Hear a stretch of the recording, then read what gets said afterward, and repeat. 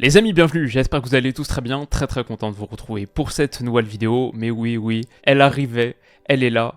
Parlons un petit peu de l'Olympique Lyonnais. L'OL est en Europa League, s'est qualifié, retrouve la Coupe d'Europe. Dans 4 jours, va aussi disputer une finale de Coupe de France. Et si le plus gros comeback de la semaine, c'était pas ce Game 7 des Wolves de l'immense Nasrid, et si c'était plutôt ce qu'a réussi à faire la bande à Pierre Sage. Donc voilà, aujourd'hui on bouscule un petit peu le programme, pas de retour, mais ça arrive très vite. Le retour revient vite. En attendant, petit état des lieux de la saison lyonnaise, les points principaux que j'ai envie d'aborder. Premièrement, les faits, qu'est-ce qui s'est passé. Deuxièmement, les raisons d'être heureux, d'être satisfait. Troisième point, le moment un peu rabat-joie, mais disons un moment de perspective, je pense utile avant la saison prochaine. Et quatrième truc, quelque chose que j'ai un peu sur le cœur de plus perso, que je vous raconte à la fin et vous me direz ce que vous en pensez.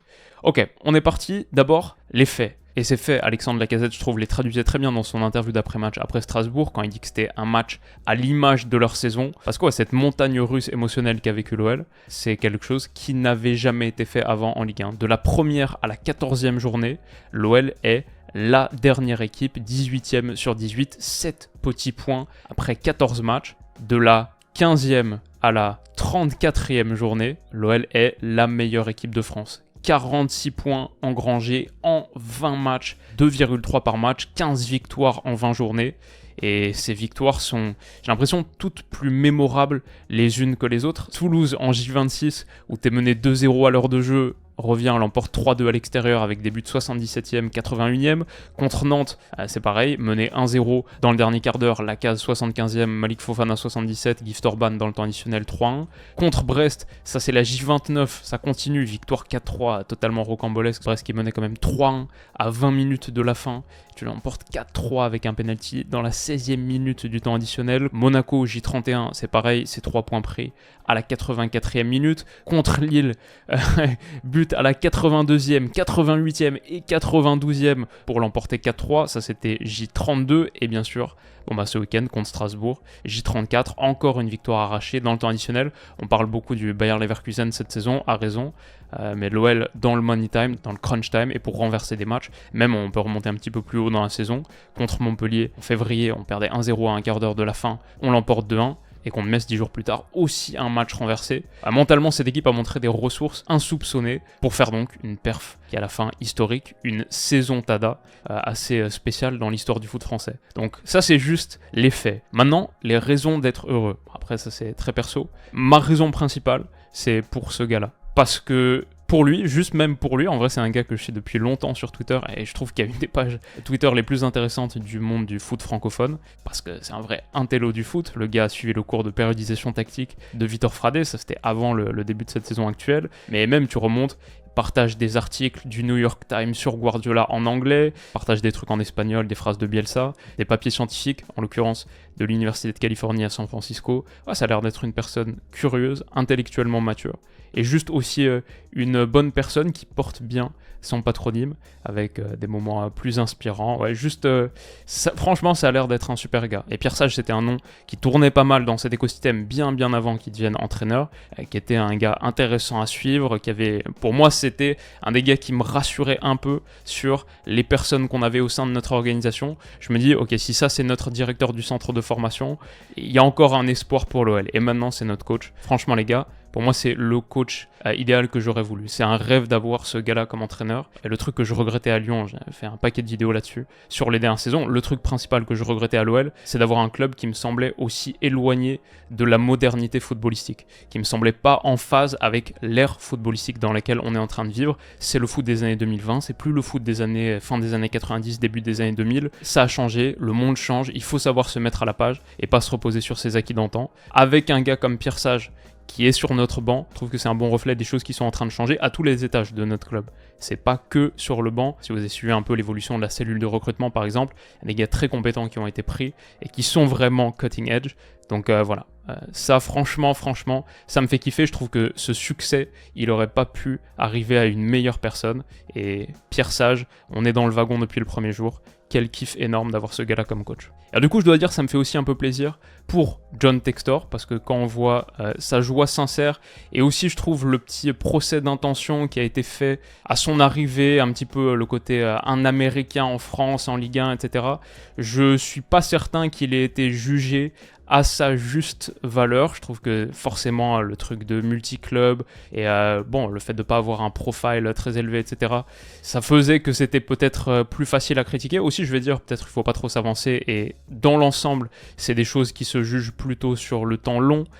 Si tu changes pas un club quand tu pivotes, tu orientes le gouvernail avant que tout le paquebot tourne, ça prend longtemps. Je sais pas si la métaphore marine est tout à fait adaptée, pas ma spécialité, mais ça prend un peu de temps forcément. Son travail se jugera sur la durée, et on n'en est qu'au début. Mais voilà, je trouve qu'il est assez loin d'être le peintre qu'on décrivait. À court terme, en tout cas pour l'instant, je trouve que le travail est pas mal. La troisième raison pour laquelle je suis heureux, particulièrement, c'est pour lui.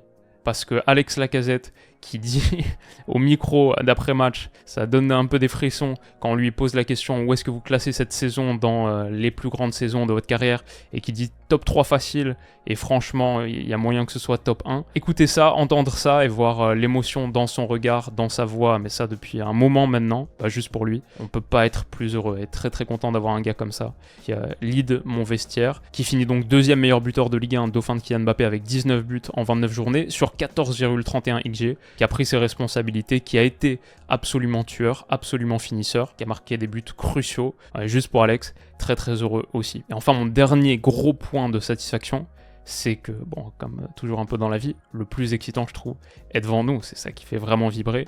Il y a cette finale de coupe, on verra ce que ça donne. Il y a aussi le fait de retrouver l'Europe, plus de moyens cet été aussi. Je pense qu'il y a un énorme sujet sur le mercato estival. Et enfin, des gens compétents au sein de notre organisation. Ça, c'est le truc qui me rend vraiment le plus heureux. Structurellement, le plus confiant pour l'avenir. Donc voilà, ça avait plein de raisons d'être content. Je dirais, dans l'ensemble, mon niveau de bonheur par rapport à la saison de l'OL, c'est un bon 8 sur 10. Mais c'est pas 10 sur 10, parce que je pense que c'est aussi important de prendre un petit moment de recul, un peu de perspective aussi sur cette saison. C'est extraordinaire ce qui a été fait. Vu la situation, on a parlé de ce renversement de vapeur historique en Ligue 1, mais aussi, la réalité, c'est que t'aurais jamais dû être là. Finir 6ème pour un club comme l'OL, c'est pas suffisant. C'est énorme vu la saison, on n'aurait pas pu demander mieux pour une équipe qui était menacée de relégation à un certain moment, mais si on prend vraiment la saison de la première à la 34e journée, comme aussi c'est important de la considérer, c'est pas suffisant pour l'OL. L'OL, c'est pas un club 6ème de Ligue 1, ça reste l'Europa League pour un club qui est, quoi qu'on en pense, calibre Ligue des Champions. Et il n'y a aucun doute là-dessus. Encore plus sur une Champions à 36. Aucun doute là-dessus parce que les 4 premiers clubs français, 3 directement, le 4e avec 2 tours de barrage, se qualifient pour la Ligue des Champions. Lyon, c'est la 2e ou 3e ville de France en fonction de comment on compte. C'est le 3e budget de Ligue 1 cette saison. C'est le 3e plus gros stade, le 2e de l'Hexagone, des stades qui sont utilisés par des clubs, si on accepte le Stade de France. C'est aussi la 3e ou 4e masse salariale de Ligue 1, à égalité avec Monaco, pas si loin que ça de l'OM, il y a juste Paris qui est loin devant. Donc il faut être honnête aussi et se dire que, si on considère vraiment de la première à la dernière journée, toute saison en dessous du top 4, pour un club comme l'OL, c'est une sous-performance. Et historiquement, ça l'est. Finir 6ème, c'est mieux que les 2 dernières, mais sur nos 25 dernières saisons, ça reste la 22e meilleure, donc la 4e pire. Moins 6 de goal average aussi, c'est la première fois que l'OL a un goal average négatif depuis 3 décennies, depuis 30 ans, et la saison 1993-1994. Donc je dis pas tout ça pour être le rabat-joie grincheux de service. Dans l'ensemble, comme j'ai dit, niveau de bonheur 8 sur 10, le dénouement de la saison est extraordinaire, historique, mais c'est juste pour se rappeler de qui on est quand même. Il faut pas qu'on oublie dans tout ça qui on est et qui on est censé être. C'est extraordinaire d'avoir renversé la situation. Le dénouement est génial et la tendance est positive, je pense, comme j'ai souligné. Et je retire rien non plus à l'équipe actuelle, qui a été quand même mise dos au mur par un début de saison catastrophique, sous un entraîneur périmé, choisi par un président déclinant. Mais voilà, je dis tout ça pour rappeler, quand même fondamentalement, que notre objectif, saison après saison, ça doit pas être l'Europa League. Et pourtant, je suis refait de la jouer. Trop content de jouer l'Europa League, j'ai toujours dit que le jour où on gagne l'Europa League, c'est le plus beau jour de ma vie. Mais 6ème de Ligue 1, ouais, juste pour le calibre du club, de cette ville, de son histoire, c'est pas ça l'objectif. Et maintenant donc, après cette saison extraordinaire, après avoir sauvé les meubles, je crois pas qu'il y ait d'objectif acceptable autre que le podium. encore plus dans une Ligue 1. Quand on regarde ça, c'est le classement 2023-2024, PSG, Monaco, Brest, LOSC, 4e. 2022-2023, PSG, Lens, Marseille, Rennes. C'est une Ligue 1, tous les entraîneurs étrangers le disent et ils ont raison. La Ligue 1 est sous-cotée parce que extrêmement compétitive, surtout au milieu de tableau. Mais sur le haut de tableau, les 4-5 premières places, si on est honnête, saison après saison, il y a énormément d'inconstance de ces clubs-là. Il y a une position à aller consolider pour n'importe quel club qui montre les ressources pour le faire, la bonne vision stratégique pour le faire et qui réussit à se positionner durablement comme étant le deuxième club de Ligue 1. Cette position existe, cette place existe, elle est là pour être prise. Pour moi, l'objectif pour la suite est clair et c'est pour ça que ce moment de perspective, je le trouve important. Pour finir, je voulais dire un petit mot sur un truc que j'ai observé récemment sur la chaîne. Déjà, on est de plus en plus nombreux, merci pour votre force, incroyable. Un truc qui est assez spécial aussi en ce moment, c'est que sur les 2 dernières vidéos, donc petit récap sur Manchester City, leur 4e titre historique ce week-end, et lundi, mon épisode de retour sur le Danemark, à chaque fois, le commentaire le mieux noté sur City, je pense que le Bayer Leverkusen mérite également une vidéo, totalement compréhensible, etc. Sur Danemark, toujours un plaisir de te suivre, mais tout le peuple lyonnais attend une vidéo sur la saison lyonnaise. Je voulais juste vous faire un petit backstage et vous parler de comment ça fonctionne derrière. Quand je vois ces commentaires-là, il y a une partie de moi qui est hyper honorée, un peu touchée, parce que en tant que créateur, fondamentalement, c'est un privilège d'avoir une demande. Sans ça, j'existe pas. Donc je suis vraiment touché que vous en vouliez plus. C'est assez extraordinaire d'être dans cette position. Je suis tellement reconnaissant. Après, c'est vrai, il y a aussi un peu une partie de moi qui est touchée moins positivement, un peu dans le sens un peu de pression. Et aussi une petite sensation que, même si c'est totalement compréhensible, j'entends le propos, une petite sensation que c'est jamais assez. Alors que si on est honnête, ça n'a jamais été autant. Il n'y a jamais eu autant de vidéos sur la chaîne qu'en ce moment. J'ai regardé depuis le 1er avril, depuis que je me suis lancé sur ce sprint en direction de l'Euro, 51 jours, 50 vidéos. Il y a eu quelques jours sans vidéo, mais il y a eu d'autres jours à 2 vidéos. Donc ouais, on est sur 50 vidéos en 51 jours en comptant celle-ci. Et le suivi en parallèle de la fin des championnats, l'histoire autour de l'équipe de France, la Ligue des Champions, que j'ai essayé de couvrir vraiment sous tous ses recoins, des petits mots d'Europa League aussi, et bien sûr en parallèle Eurotour, qui a une immense charge de travail. Voilà, j'adore le faire. C'est vraiment, je pense que je suis sur mon moment de kiff, un des plus forts de l'histoire de ma chaîne en ce moment, parce que j'adore faire ces épisodes. J'adore me hyper pour l'Euro. J'ai tellement hâte de l'Euro. C'est vraiment mon truc en ce moment. Mais tout ça, mis bout à bout, et encore plus avec les épisodes de retour, qui sortent 2, 3, 4, et il y aura une semaine à 5 épisodes. Je vais pas vous mentir, ça fait des journées, quasiment chaque heure possible est consacrée à la chaîne. Encore une fois, pas du tout une plainte, j'adore ces moments de frénésie. En vrai, je crois que je préfère ces moments de frénésie aux moments dans la saison qui sont un petit peu plus vides. Donc dans l'ensemble, c'est génial, trop cool. Mais c'est vrai que du coup, le fait que régulièrement le top commentaire ce soit « Bon, ok cette vidéo, mais et ça, et une autre », c'est parfois ouais, c'est un peu douloureux. Parfois c'est tu viens d'uploader, genre l'épisode sur le Danemark hier, tu viens d'uploader, franchement une bonne vidéo je trouve, et direct au bout de 5 minutes, c'est ouais mais pourquoi t'as pas parlé de ça, ça et ça. C'est juste un truc un peu difficile à prendre parfois. Donc je voulais vous le dire parce que c'est ma démarche d'honnêteté, c'est le truc que j'ai un peu sur le cœur en ce moment. Je pose ça là comme ça. Peut-être cultiver un peu cet esprit sur la chaîne. Idéalement, j'aimerais qu'on prenne les vidéos pour ce qu'elles sont. Si c'est le jour de Eurotour Danemark, eh ben, profitons de Eurotour Danemark et peut-être ayons confiance sur le fait que les prochains jours, ouais, chaque jour quasiment amène une vidéo. Donc il y a moyen qu'on parle de ce sujet, effectivement. Surtout que si je prends l'exemple de Leverkusen, les gars, vous pouvez me faire confiance. Leverkusen, on en a parlé cette saison, il y a 5 mois, j'ai fait cette vidéo, 20 minutes d'analyse technique, tactique, hyper approfondie. Je pense une des meilleures vidéos que j'ai faites cette saison. Je crois que j'étais un des premiers gars à parler de Leverkusen, à vraiment rentrer dans le détail à ce point là-dessus.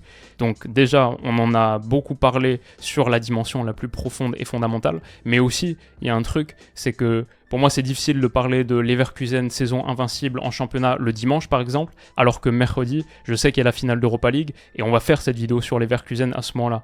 J'ai aussi un peu, croyez-moi, j'ai un méga calendrier Excel avec absolument toutes les dates du foot international renseignées, mon programme prévu sur 3 mois, que je bouge aussi régulièrement, etc. Il y a un peu un ordre aux vidéos, au sujet. Et Par exemple, pour moi, c'est pas très rationnel de faire une vidéo sur Leverkusen le dimanche. Si je sais qu'il y a celle-ci qui arrive, 2 vidéos sur Leverkusen en 4 jours, c'est pas un bon équilibre de la charge. De faire ce doublon, 2 vidéos trop rapprochées comme ça, surtout quand on a encore 12 épisodes de retour à couvrir, et l'Euro qui arrive dans 3 semaines et demie. Donc voilà, je voulais juste vider un petit peu mon sac et mon cœur là-dessus. À la fin, vous savez, je suis tellement reconnaissant d'avoir cette attention et cet enthousiasme.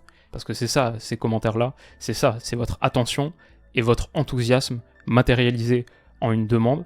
Idéalement, j'ajouterais un 3e critère, un 3e paramètre, la patience. Mais si je dois avoir que 2 des 3, attention, enthousiasme, patience, je prends quand même juste attention et enthousiasme.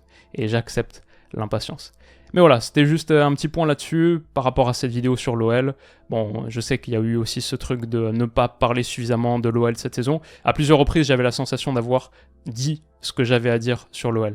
Et dur aussi parfois de rebondir sur des matchs de Ligue 1 très spécifiques quand il y a un programme très chargé en début de semaine pour se projeter sur les rencontres méga importantes de Ligue des Champions. Aussi, je vais dire la Ligue 1, pas la ligue qui me facilite le plus la tâche niveau copyright.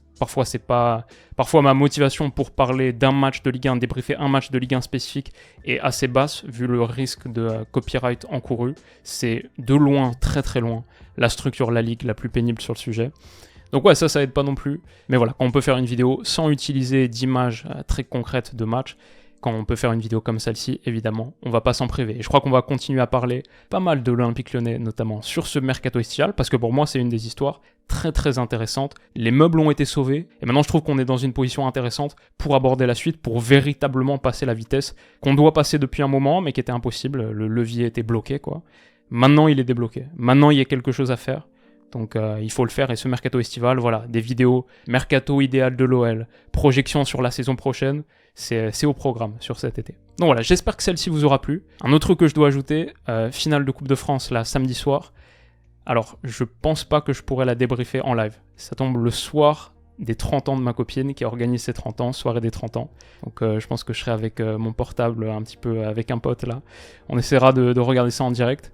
Mais soit le lendemain, un débrief le matin en me réveillant très tôt en essayant de trouver un replay pour vraiment vous faire l'analyse tactique, soit on repousse ça à la semaine prochaine, soit on a pris 3-0 et je suis honnête, j'ai pas cœur d'en faire une vidéo quoi qu'il en soit. Mais bon voilà, ça c'est un impératif de vie qui est profondément non négociable. Comme ça vous avez tous les backstage, toutes les coulisses, et je vous raconte un peu ma life au passage. Mais le plus important donc, c'est ce qu'ont réalisé notamment ces 2 gars-là et les autres. J'espère que ça va continuer la saison prochaine et j'espère que cette vidéo vous a plu. Merci de votre force, de votre soutien, merci de votre attention et de votre enthousiasme. On se retrouve très vite pour la prochaine dès demain. Donc prenez soin de vous les amis et passez une excellente journée. Bisous.